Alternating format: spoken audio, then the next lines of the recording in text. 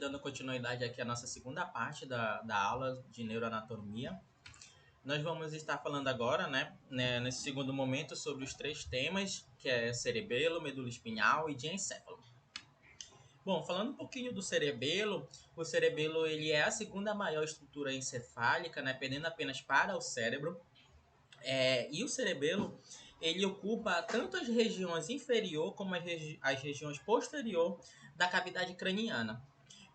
E assim como o cérebro, né, o cerebelo ele tem uma superfície com vários giros que aumenta muito a área do córtex, né, que é a área da substância cinzenta, e isso possibilita uma presença ainda maior de neurônios em torno do cerebelo, no cerebelo, desculpa.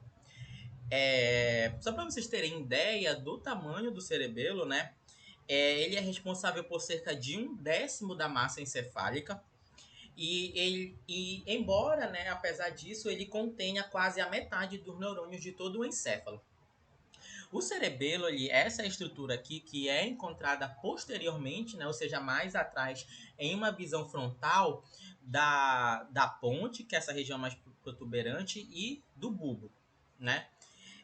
Além dele estar inferiormente, né, estar um pouco mais abaixo da parte posterior do cérebro. Bom, o cerebelo ele possui dois hemisférios que são conectados por uma linha que a gente chama de verniz. Cada hemisfério possui uma zona lateral, que é essa zona lateral do hemisfério, e possui também uma zona intermediária, que pode ser chamada de zona intermediária ou medial do hemisfério. E além disso, né, o cerebelo ele também é dividido em três lobos, que é o lobo anterior, o lobo posterior e o lobo floculo-locular. E esses lobos são divididos por fissuras, né? Os lobos anterior e posterior, eles fazem um controle de aspectos subconscientes dos movimentos da musculatura esquelética.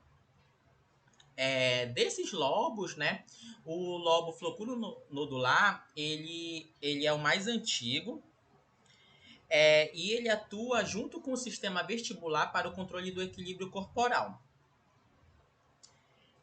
A composição do cerebelo é basicamente de substância cinzenta, né, na sua área mais externa, e mais internamente de substância branca, né, que é onde a gente encontra a maior parte dos núcleos ligados à coordenação neural. A atuação, né, do cerebelo, ela consiste em basicamente três polos, que é o equilíbrio, a coordenação dos movimentos e o planejamento dos movimentos, né? No caso do equilíbrio, por exemplo, denomina-se a junção do vestíbulo cerebelo como uma região que coordena a estabilidade corporal. Inclusive, pessoas que possuem problemas, né, relacionados ao vestíbulo cerebelo, elas perdem o equilíbrio durante a realização de movimentos rápidos, por exemplo. Bom, falando um pouquinho agora da medula espinhal, né? A gente já comentou um pouquinho da medula espinhal na primeira aula, onde a gente falou das meninges, né? Que são aquelas membranas que protegem o sistema nervoso central, que é o encéfalo e a própria medula espinhal. A medula espinhal e os seus nervos espinhais, né? Eles são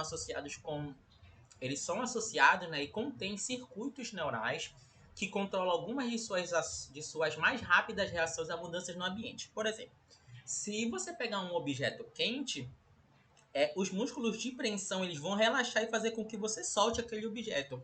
E você vai fazer isso mesmo antes que a percepção de que aquilo está quente e de que aquilo irá lhe causar dor chegue à sua consciência, né? Então, mesmo antes de você estar consciente de que aquilo causou dor e de que aquilo está quente, você já solta isso graças a essa ação. E esse reflexo, né, a gente conhece como reflexo raquimedular, que é uma resposta rápida e automática a certos tipos de estímulos que envolvem neurônios, né, que são encontrados na medula espinhal. Nós temos também uma relação fortíssima, né, da medula espinhal com a coluna vertebral, né? É importante a gente entender que a medula espinhal ela não é uma estrutura isolada, né, ela tem contato, né, ela está próxima de várias outras estruturas, incluindo a estrutura óssea, né, que é o que a gente conhece como a coluna vertebral. A medula espinhal ela está localizada dentro desses canais vertebrais que na outra aula a gente até comentou do forame magnum, que é onde a gente vai analisar esse início, né, da medula espinhal. E esses vários forames, né, que são, vamos dizer assim, buracos, vários forames empilhados um em cima do outro que vão fundar, né, que vão formar esse canal vertebral, que é onde a gente encontra a medula espinhal. As vértebras, né, elas oferecem, né, um abrigo resistente para essa medula espinhal. E os ligamentos vertebrais, as meninges, né, que a gente já comentou na outra aula, a dura mater, a aracnoide mater e a pia mater, e o líquido cérebro espinhal fornecem proteção adicional física, química para essa medula espinhal. Bom, a medula espinhal ela é basicamente formada pela substância cinzenta e pela substância branca. A grande diferença da medula para uma região cerebral, né, é que na medula essa região central aqui é composta por substância cinzenta e a área mais externa aqui, ó, é formada por substância branca, sendo que nas regiões cerebrais isso é o contrário, né? A substância cinzenta em cada lado, né, dessa medula espinhal, ela é dividida em regiões que a gente conhece como corno, né? E aí a gente tem a parte do corno anterior e do corno posterior. Os cornos posteriores, né, eles contêm corpos celulares e axônios de interneurônios, bem como eles contêm também axônios de neurônios sensitivos. A substância branca, assim como a substância cinzenta, ela também está organizada em regiões. E os cornos posteriores e anteriores também dividem essa substância branca em cada lado, né, dessa medula espinhal em áreas que a gente conhece como os funículos. E aí existem os funículos posteriores, os funículos anteriores e o funículo laterais. E os funículos laterais, né? Aqui nós temos um exemplo de funículo posterior, que fica perto do corno exterior, que é a divisão da substância cinzenta. Nós temos o funículo anterior, que também fica próximo do corno anterior, né, que é a divisão da substância cinzenta. E nós temos o funículo lateral, que fica próximo do corno lateral, que é uma outra divisão da substância cinzenta. Então é muito importante a gente ter em mente essa troca, né, da medula espinhal para as regiões cerebrais, onde na medula espinhal a área mais interna é a substância cinzenta e a área mais externa é a substância branca. A medula espinhal ela tem um formato aproximadamente oval, né, sendo levemente achatada antero-posteriormente. Algumas literaturas, né, até associam a substância cinzenta o formato com a de uma borboleta.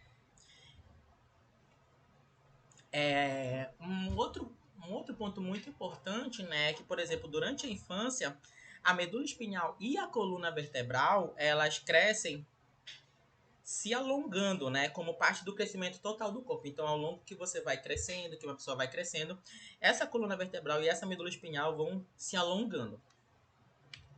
Bom, a outra parte da nossa aula, né, nós vamos estar falando sobre o diencéfalo.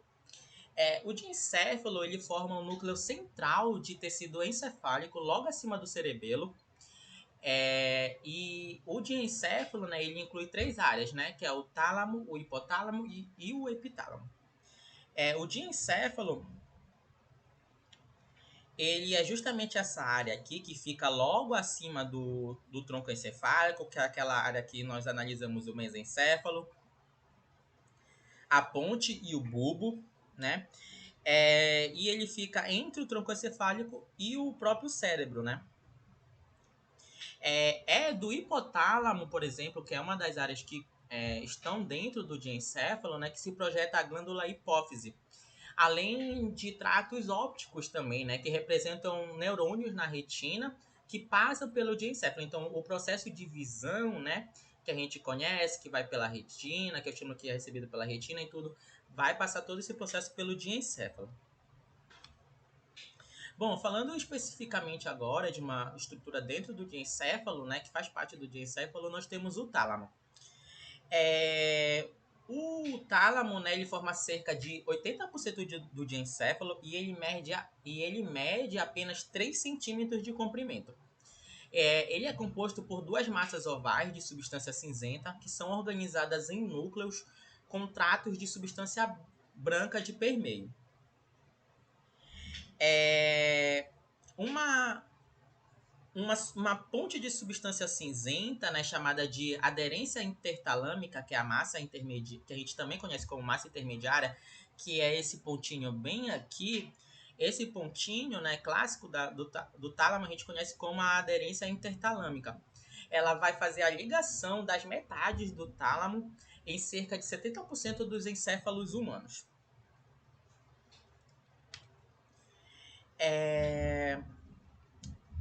E no tálamo, né, a gente analisa 7 grupos de núcleos em cada lado do tálamo. E eles são classificados de acordo com suas posições e funções. Nós vamos ter vários núcleos, né? Nós temos, por exemplo, os núcleos medianos.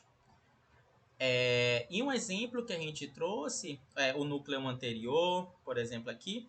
E a gente trouxe o núcleo lateroposterior, o núcleo lateral, né? E nós temos também um exemplo, né, do núcleo anterior, né? Que esse núcleo anterior, que está localizado bem aqui na parte frontal, né, desse tálamo, ele contribui com a regulação das emoções e da memória. O tálamo, ele é a principal estação retransmissora, né, para a maioria dos impulsos sensitivos da medula espinhal e do tronco encefálico, né, que irão chegar às áreas sensitivas do córtex cerebral.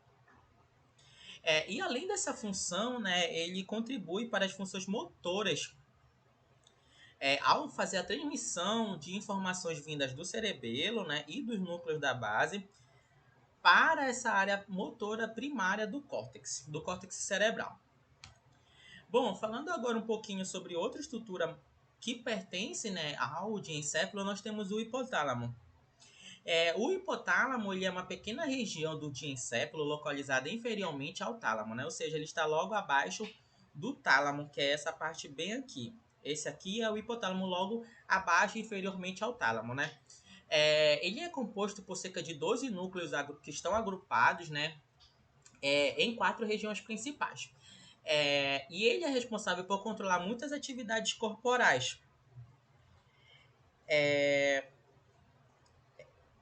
E também, né, uma das outras funções muito importantes desse hipotálamo, nós analisamos que ele é um regulador da homeostase. E é do hipotálamo, né, por exemplo, essa região bem aqui embaixo, que nós analisamos que surge a hipófise. Bom, aqui são os vários núcleos, né, do hipotálamo. Nós temos o núcleo paraventricular, nós temos o núcleo pré-óptico lateral, que está localizado mais lateralmente aqui. Nós temos o núcleo dorsomedial, nós temos o corpo mamilar. Essa parte do corpo mamilar, ela é a parte mais posterior do hipotálamo, né? E outros núcleos, nós temos o núcleo supraóptico, nós temos uma relação com o nervo óptico e a hipófise. Bom, um outro membro muito importante, né, do diencéfalo é justamente o epitálamo. O epitálamo, ele é uma pequena região superior e posterior ao tálamo, né? Essa região bem aqui localizada posteriormente, né, ou seja, mais atrás e um pouquinho acima do tálamo, Ele é formado por duas estruturas, né? Que é a glândula pineal, que é a responsável pela produção da melatonina, né? Que a gente vai ter uma forte relação, por exemplo, com o sono, e pelos núcleos abeneculares, né? Que estão envolvidos em ações relacionadas ao olfato. A glândula pineal, ela tem o tamanho aproximado. Essa aqui é a glândula pineal. A glândula pineal, ela tem um tamanho aproximado de uma ervilha, né? E se projeta a partir da linha mediana posterior ao terceiro ventrículo. A glândula pineal, ela faz parte do sistema endócrino, né? Pois secreta o hormônio melatonina, como a gente comentou, que tem uma forte relação com o sono. Quando a gente tem uma administração, por exemplo, via oral, dessa melatonina, né, ela parece contribuir com a regulação do relógio biológico, por exemplo. Além de fazer uma indução ao sono, né, e ajudar o corpo a combater o jet lag, né, quando pessoas viajam para outras regiões com um fuso horário muito contrário. Nós também temos, né, uma relação dos núcleos abeneculares, né, que estão relacionados fortemente com esse olfato. Principalmente essa relação, os núcleos abeneculares, né, essa relação com o olfato, estão muito ligados às respostas emocionais ligadas ao olfato, né? Como, por exemplo, quando a gente sente o perfume de uma pessoa amada, quando a gente sente o cheiro de alguma comida que a mãe, que o avô, que o pai faz, tem muita relação com esses núcleos abeneculares, né, lá do epitálamo. É isso, gente. Muito obrigado. E até a próxima.